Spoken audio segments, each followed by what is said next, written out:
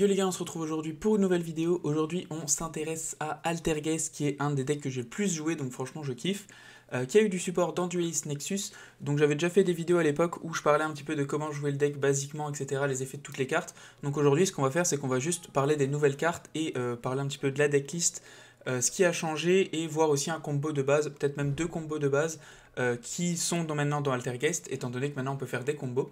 Au niveau du changement par rapport aux nouvelles cartes, la différence c'est que Altergeist avant c'était plus basé sur le fait d'avoir des pièges plus un multifaker en main et en gros bloquer avec les pièges l'adversaire, faire notre multifaker et ensuite pouvoir renvoyer un depuis son terrain à la main. C'était un peu ça le principe, c'est d'avoir un max de pièges plus un faker, alors que maintenant ça va être plus de faire un petit combo selon les cartes que vous avez en main. Il y a quand même des gros combos honnêtement, et derrière d'avoir nos deux cartes Altergeist, donc protocole et manifestation 7, plus potentiellement d'autres cartes comme Imperm ou des choses comme ça. Mais ça a changé un petit peu la manière de jouer le deck, donc ça je trouve ça vraiment intéressant. On est parti du coup pour voir les nouvelles cartes qui ont fait changer un petit peu le deck Altergeist. On commence directement avec les ratios du deck, donc il y a quand même des ratios qui n'ont pas bougé. On est toujours à 3 marionnettistes, 3 multifakers, 3 Melusic.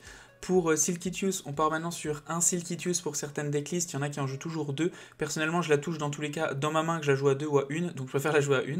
On commence directement les nouvelles cartes avec Altergeist Malwisp, qui est lumière du coup comme marionnettiste, niveau 3 et qui est bien synthoniseur, donc ça c'est important de le dire. Au niveau de son effet, si elle est ajoutée à la main excepté en la piochant, donc ça marche bien depuis le deck, mais ça marche aussi depuis le cimetière par exemple, avec votre Link Prime Banshee, donc faut pas l'oublier. Ce qu'elle fait, c'est qu'elle va pouvoir se spé directement sur votre terrain et vous allez pouvoir target un monstre Altergeist dans le cimetière excepté elle-même et l'invoquer spé en position de défense. Et derrière, on ne peut pas activer ses effets. En gros, ce qu'elle fait cette carte-là, c'est que, ou alors vous la récupérez du cimetière ou du deck et vous allez pouvoir avoir deux spés. Donc l'aspect d'elle-même plus l'aspect que vous allez faire depuis le cimetière. Donc très intéressant dans les combos, on va la jouer x2 étant donné que ça peut être aussi intéressant pendant le tour adverse avec par exemple usurpation ou personal spoofing en anglais, qui va permettre de renvoyer des cartes Altergeist et d'en tuto d'autres.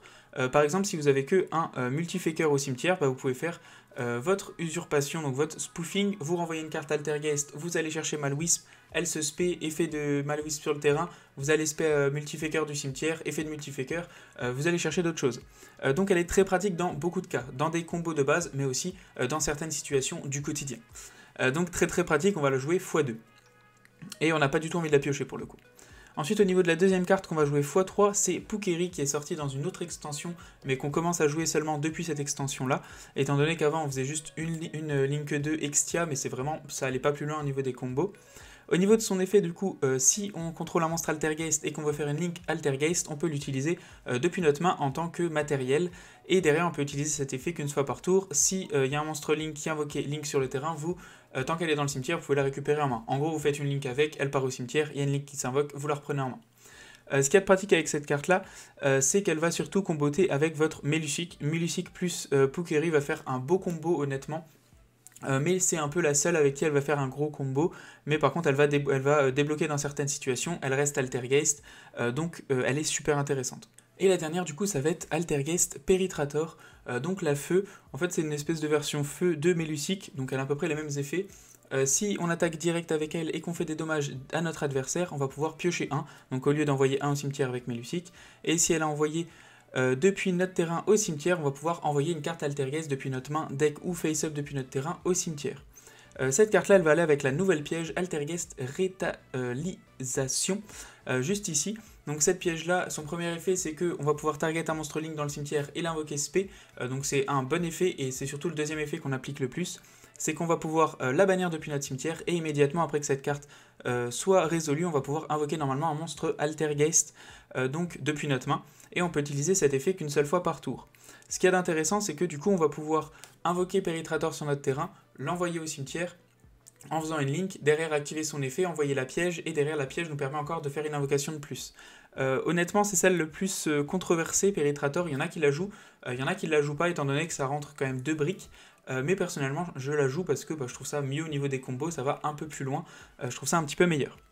Ensuite au niveau de la decklist, on a DN Trap, bon H, Droll, c'est vraiment des classiques. Imperm plus Multifaker, ça n'a pas bougé, c'est toujours aussi fort de faire ça pendant le tour adverse. Il n'y a aucun souci, donc vraiment ça vaut le coup de jouer 3. On peut aussi jouer Evenly Match, on peut en jouer 3 possiblement, j'en ai mis 2 juste pour être à 40. Mais On peut en jouer 3 aussi, étant donné que pareil, Multifaker plus Evenly, c'est très fort aussi, et ça peut servir dans beaucoup de situations. Ensuite, on va jouer des pots de prospérité que je trouve obligatoires pour stabiliser le deck, on n'a pas trop le choix. Call by the Grave pour se protéger maintenant des Entrap, étant donné que maintenant on fait des combos.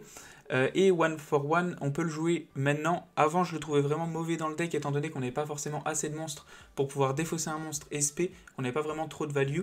Maintenant qu'on a autant de monstres niveau 1, donc on a quand même Melusic, Peritrator et Pukeri, ça sert beaucoup plus qu'avant, donc je la jouerai x1, étant donné qu'elle est limitée. Ensuite, au niveau des pièges, donc on a Spoofing à 3 qui n'a pas bougé, comme je vous dis ça, c'est très fort, en plus ça vous permet de faire des trucs pendant le tour adverse, et ça surprend. Et ensuite on a Protocole x2, Manifestation x1 qui n'a pas changé au niveau des ratios. On a notre nouvelle Altergeist Révitalisation qu'on a vu tout à l'heure. On a le Rocher Hanté Altergeist. Donc ça pour le coup c'était sorti aussi il y a pas mal de temps. À un moment il y a des gens qui le jouaient dans Altergeist, mais tout le monde a remarqué que c'était très mauvais étant donné que les combos allaient très peu loin. Ça permettait de faire un faker tour 1, mais derrière on n'allait pas forcément beaucoup plus loin.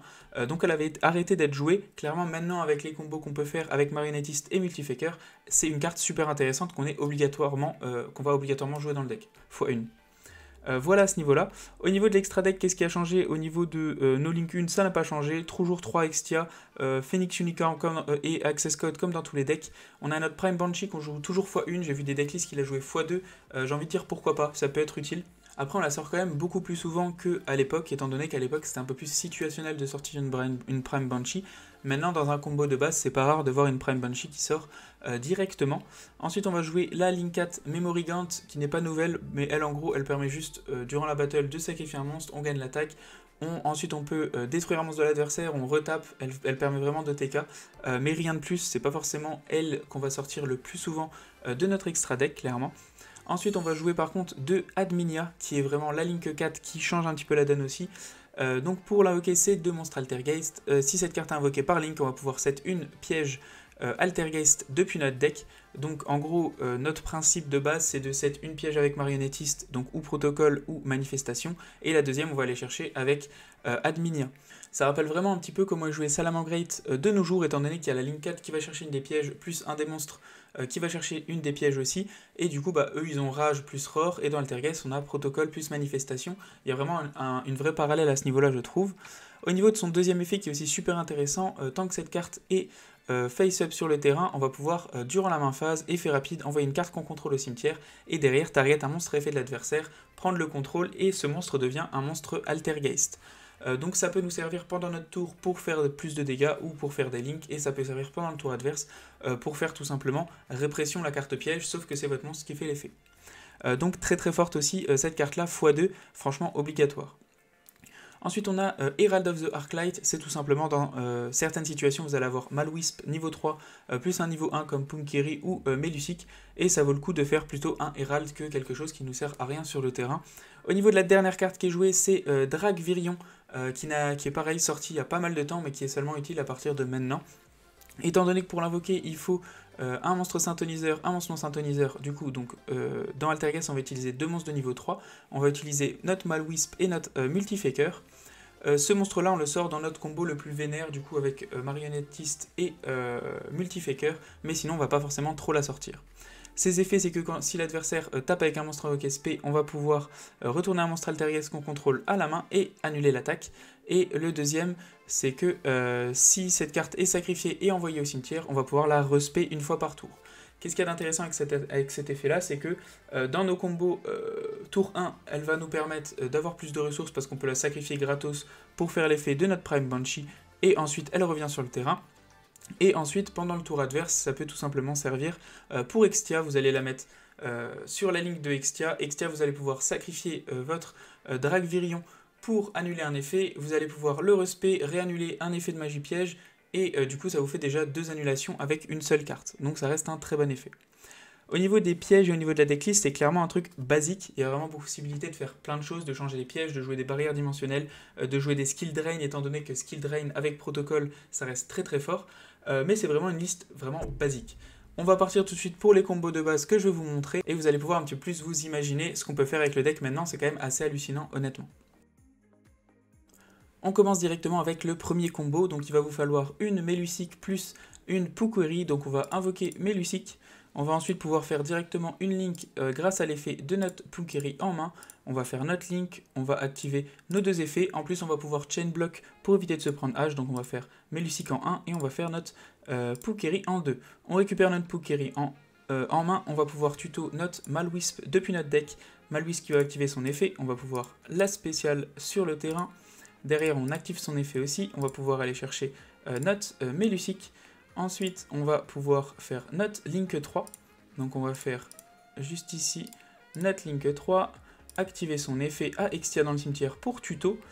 Donc là, on va pas forcément faire l'effet directement de Prime Banshee. On va aller chercher du coup notre marionnettiste. Bon là, on en a 8 en main, mais logiquement, on n'en a pas.